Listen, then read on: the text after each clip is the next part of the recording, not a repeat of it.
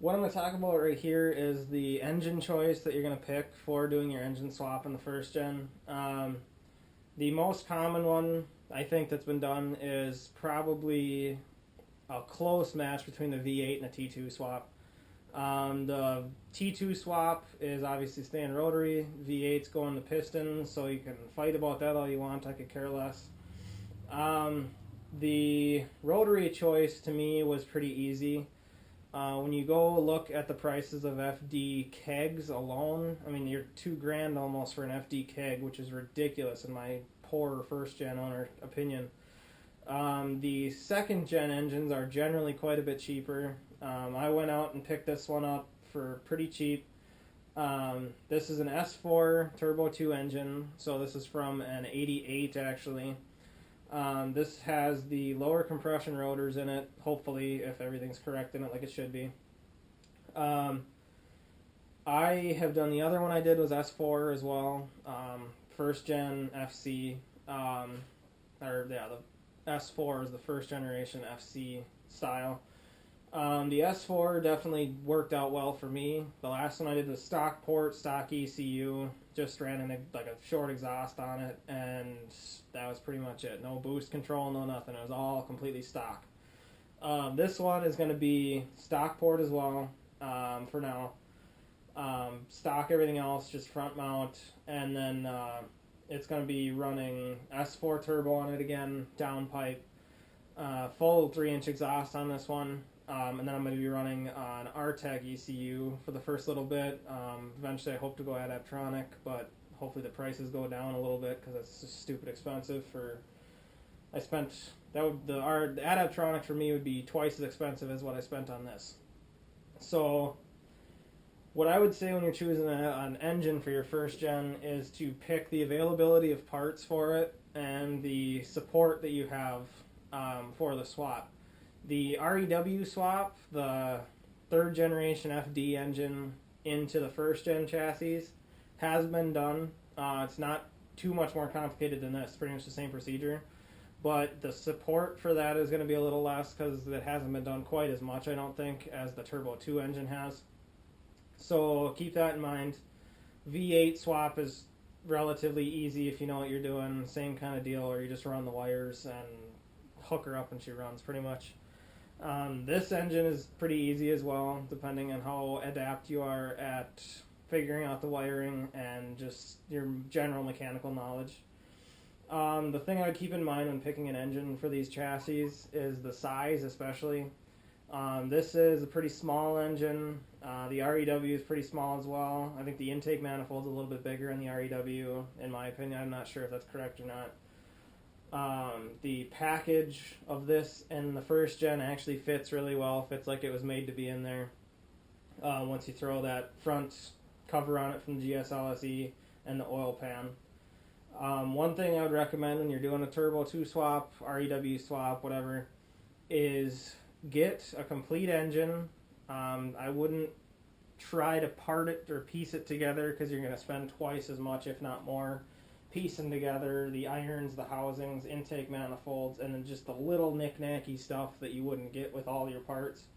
So getting a complete engine is generally easier, not quite as safe, but easier in a lot of ways.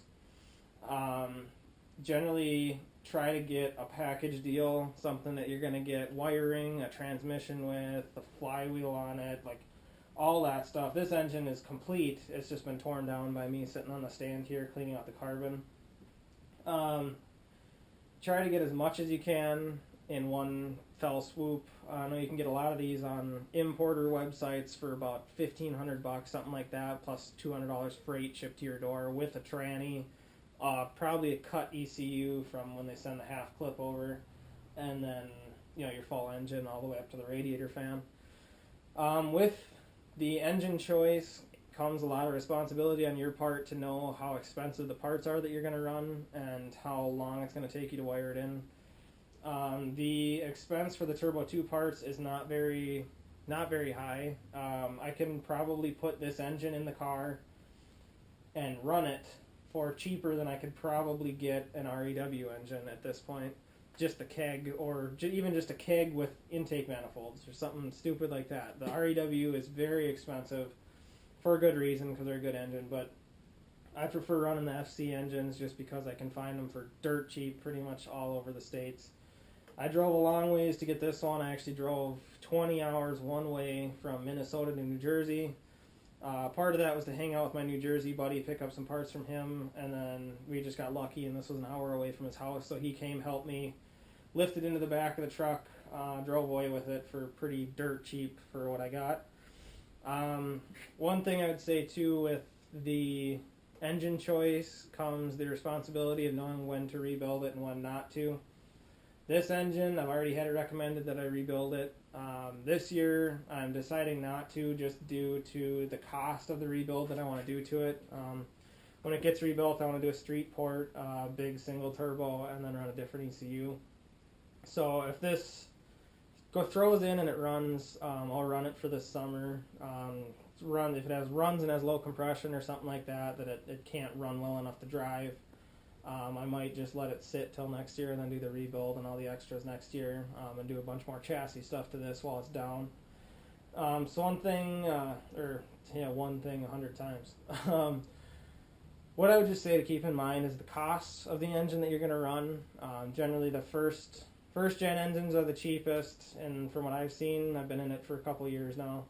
First gen engines are the cheapest, second or second most, third or third most, because you're following that FB is financial burden, FC is financial crisis, and FD is financial disaster. So I would generally, if you're going to want to get more power out of your first gen, go with a second gen engine. Turbo 2 is the pinnacle of the second gen engines. REW is a fun swap. Eventually I'd like to do one. Either an REW from an FD or a Cosmo RE, the 13B RE. Those would be a blast too. I'd love to build one of those. Like Direct Freak has one if you look him up on YouTube or on the forum. So just keep in mind, definitely the cost I think is my main concern of letting people know, is to keep the cost in mind. Turbo 2 parts are pretty cheap. FD parts are really expensive, and then Cosmo is going to be more, and 20B is ridiculous, and then for you four-rotor fanatics, I hope you guys have $100,000 in your pocket to spend on one, because making the 2-piece E-shaft and figuring it all out, whatever. But, so just keep in mind the cost, especially of these, and make sure you contemplate how much you're going to want to dump into it. Like I said in the previous video, the cost of doing one of these swaps with a Turbo 2 motor, I can get it in there for probably under $5,000 easily. The $5,000 sounds really high, but that's with me doing a bunch of chassis modifications as well at the same time. It'll have a completely new suspension in it. If I were to run an REW, I would say you'd almost want to double that to get up to about a $10,000 budget to get it in and running the way you want it to, because of all those little knickknacks that are going to add up. And then, I mean, if you guys want to talk about 20Bs, go ahead, but that's way in the future. So just keep the cost involved in mind, keep the time involved, definitely at the top of your mind. You're not going to get it done really quick. The preparation time takes the most. The last swap I did all the work outside the chassis like I'm doing here, did everything I could, and then dropped it in. My claim to fame with that other car is that I was 19 years old when I did it. I did it in the dirt by myself, no help from anybody except my buddy in New Jersey and then the guys on the forum. The buddy in New Jersey sent tons of emails to me, helped me out a bunch. The main thing that takes the longest is the prep, and then the dropping it in. Took me 19 days at 19 years old. I drove my 12A powered first gen to the backyard, lifted up on blocks in the grass, and 19 days later I had a running Turbo 2 engine in the car. So, and that was working full-time 40-hour weeks, so don't say it's not because I'm working or not, I was working part-time. I was working full-time when I did that. So the prep work is definitely a thing to keep in mind. Make sure you do everything while it's out. This is not even halfway done with what needs to get done to it. I need to put the oil pan on it, whatever, blah, blah, blah. So keep in mind the cost, the time, and then definitely keep in mind what your end goals for the car are. While it's out, it's easier to do everything, of course.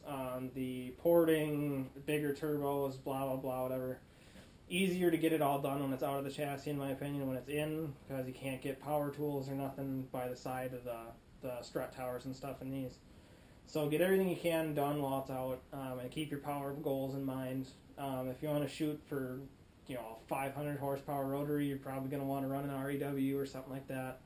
If you're shooting for sub 5s, even up or 4s, you're going to want a big port. And then lower than that, you can get a big street port or something like that and push 350. But that's all based on what you want to research online and run. That's kind of all my rambling on this little segment here, about 10 minutes long. So just keep in mind the cost, the time, and the power goals that you're going to run in the motor. It'll be a fun swap when you're done. Just keep those kind of main things in mind. I'd say go 2nd gen personally right now, but eventually I'd like to do an REW or an RE20B4 rotor, whatever, all those expensive rotary builds. And then try to make sure that everything you're doing in there has a purpose. Just don't give up on it. It'll take a long time and a lot of money, but once it's done, you'll be happy with the end result. So that's all it's going to be for this little 10 to 11 minute video. Next video I'm going to shoot is going to be on the wiring. I've already shot some of that. The wiring tuck on this car is going to be pretty easy, but I'll video pretty much the whole thing to help people out. Very easy to explain. Should be pretty sweet when it's done. So I'm going to log off on this one and get to doing my wiring, actually get something done today instead of talking, which I hate doing. Alright, see you guys later.